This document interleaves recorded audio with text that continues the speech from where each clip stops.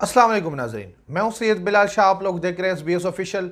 अगर अभी तक आप लोगों ने चैनल को सब्सक्राइब नहीं किया, इसको सब्सक्राइब करें, इस वीडियो को लाइक करो और बेल आइकन पे ज़रूर क्लिक करें। नाजरीन, जैसे हमने आपको बताया कि रूस ने यूक्रेन पे हमला कर दिया है, लेकिन यूक्रेन के साथ जो सबसे बड़ी ज़्यादती की है वो अमेरिका ने की है और नेटो ममालिक ने की है।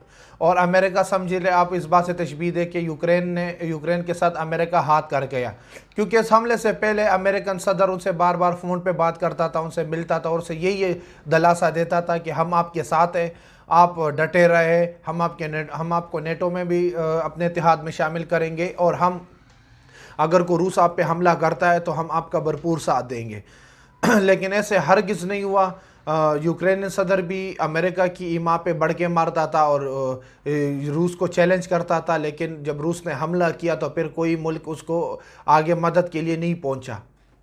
सबसे पहले जो अमेरिका हाथ कर गया था वो 1994 में कर गया था। जो गारंटी दी उनने कि आप अपने जो न्यूक्लियर वेपन्स है वो रूस के हवाले कर दे या उसे ज़ाया कर दे, हम आपको गारंटी देते। आज वो गारंटी कहाँ है? उस गारंटी का वो क्या करेगा कि उन्होंने कहा था कि आप पे कोई हमला नहीं करेगा। नाजरीन, अमेरिका की यही चाल होती है।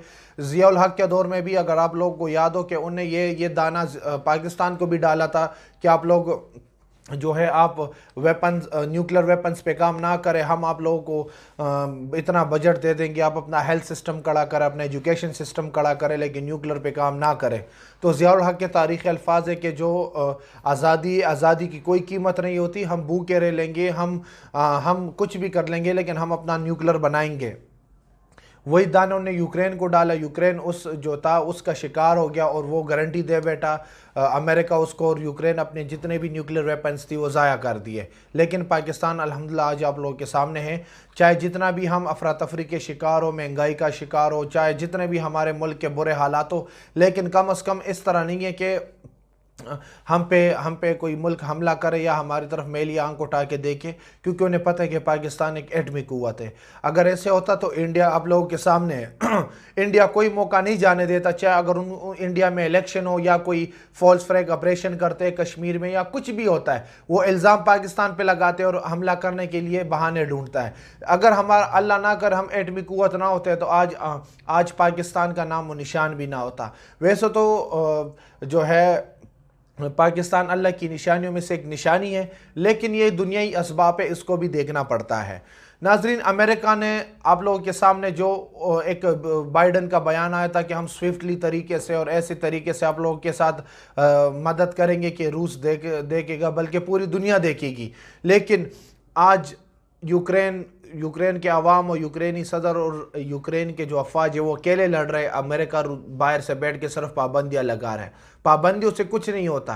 रूस पहले भी इस पाबंदियों को फेस कर चुका है, आगे भी करेंगे, और शायद उन लोगों ने इसके लिए पहले से प्लानिंग बनाई होगी। उस वजह से उन लोगों ने इतनी दलेरी से हमला किया और यूक्रेन की जो है सारी इंफ्रास्ट्रक्चर तबाह कर दी, उनके एयरपोर्ट्स तबाह कर दिए, इनके जितने भी फौजी थे। हालांकि रूस का अपना भी काफ़ी नुकसान हुआ।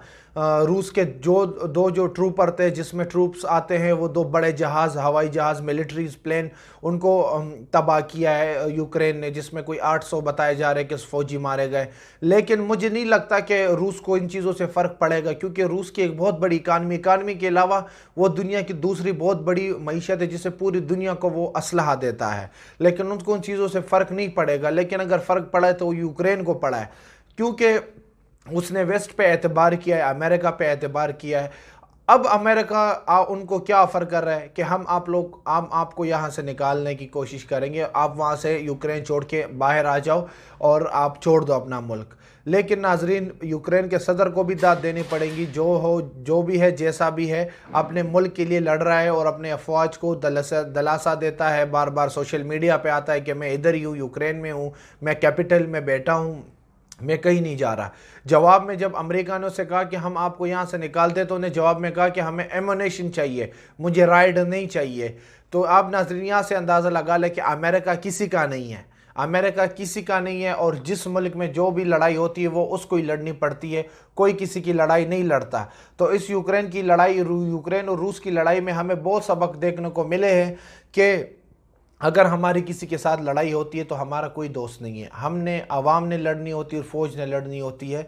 तो नाजरीन, आप लोगों ने इस सारे मामले में देखा कि अमेरिका यूक्रेन के साथ कितना बड़ा हाथ कर गया है। हम आने वाली वीडियोस में और भी जो भी नई अपडेट्स होंगी आप लोगों के साथ हम शेयर करते रहेंगे। मैं हूं सैयद बिलाल शाह, आप लोग देख रहे हैं SBS ऑफिशियल। अगर अभी तक आप लोगों ने चैनल को सब्सक्राइब नहीं किया उसको सब्सक्राइब कर दें। अपना और अपने गिरद नवाह के लोगों का खास ख्याल रखिएगा। अल्लाह हाफ़िज़।